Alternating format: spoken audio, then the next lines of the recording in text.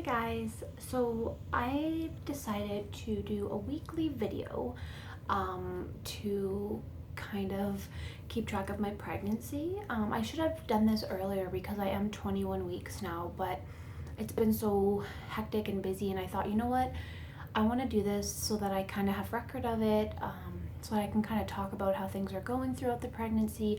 And just because I am a high-risk pregnancy, it's kind of nice to be able to have an outlet, have somewhere I can like talk about it and how I'm feeling, because my boyfriend only wants to hear so much. No, I'm just joking.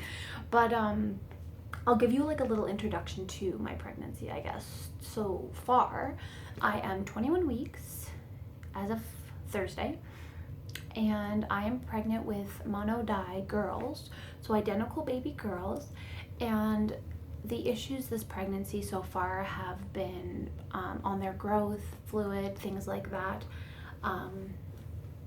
For me, I feel great. Like, I have had minimal symptoms. I have gained a bit of weight. My belly is, it's out there, but I feel really good physically.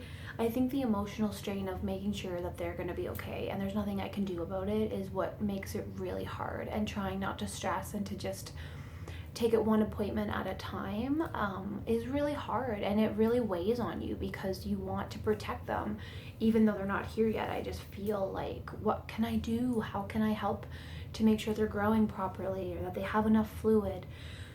So I'll tell you kind of how I found out. I went for what's called a nuchal translucency ultrasound, which basically is a scan that kind of gives you your chances of baby having Down syndrome or other genetic abnormalities.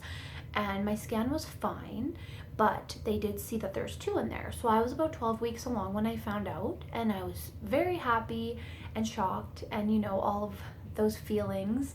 But babies looked good. And then I went back about a month later for another ultrasound, and that's when they started to notice that baby A, who's on my left side, that she had a bit less fluid than her sister. And when that happens, it can put baby at risk for what's called TTTS, and that's twin-to-twin transfusion syndrome. So basically, one twin is taking more from the other twin, causing them to not grow at the same rate.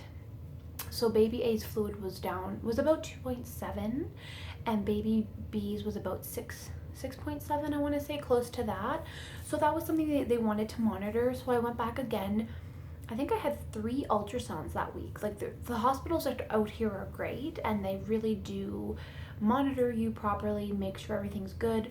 It was a stressful week because they brought up potentially having to go fly to Toronto to have a procedure done with a laser in your stomach. Very stressful, and you're already hormonal and just trying to, make the best of the situation. But everything stayed really stable, and baby A's fluid, didn't get any lower, baby B's didn't get any higher. It's when there's a very high difference in between the two that they really are concerned. So that seemed to level out.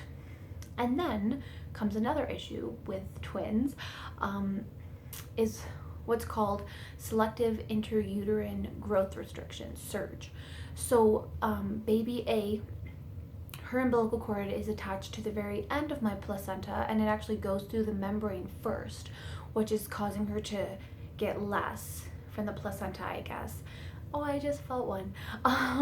They want to be in the video. Sorry.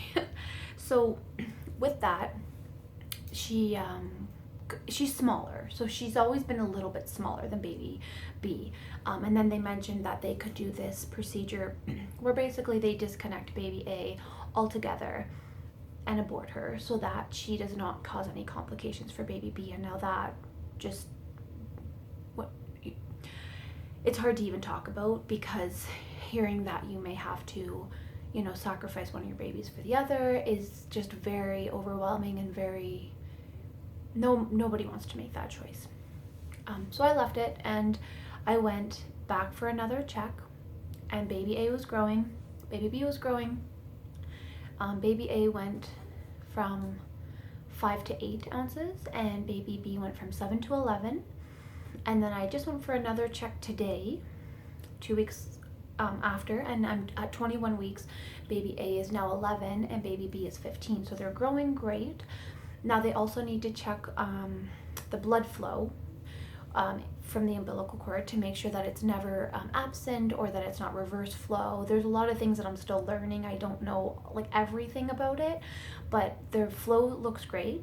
No absent blood flow.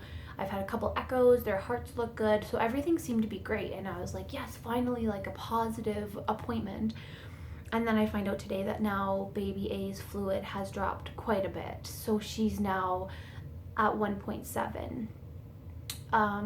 So that was kind of sad to hear. And, you know, I just want one appointment where everything is just like perfect and they're happy and great, but that's not happening yet. So I have to go back next Thursday. They're having me come back next Thursday to check again. If things haven't improved, I may have to fly to Toronto to have this surgery done, and I'm just like fingers, toes crossed, everything that baby A's fluid will be back up, that we don't have to do that. I'm trying to, you know, increase water and protein, and I've been reading online, you know, there's lots of groups out there that are really helpful in giving you information and positive outcomes of people who have had this type of pregnancy and both babies end up being fine. The doctors have to tell you the worst, but sometimes it just seems very negative, and I like having some positive feedback and positive, you know, inspirational stories of mothers who have had twins with even higher discordance of size than mine, and who have had absent blood flow and have just everything's been fine.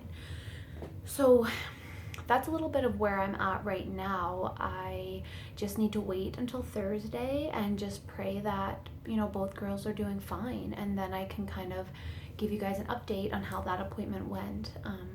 If you have any questions about monodi twins, or if you have any information for me, because I mean I'm still learning and I'm just kind of researching everything that I can find out, but leave them in the comments below. And if you liked this video, I will do another one next week to kind of let you know how my appointment went.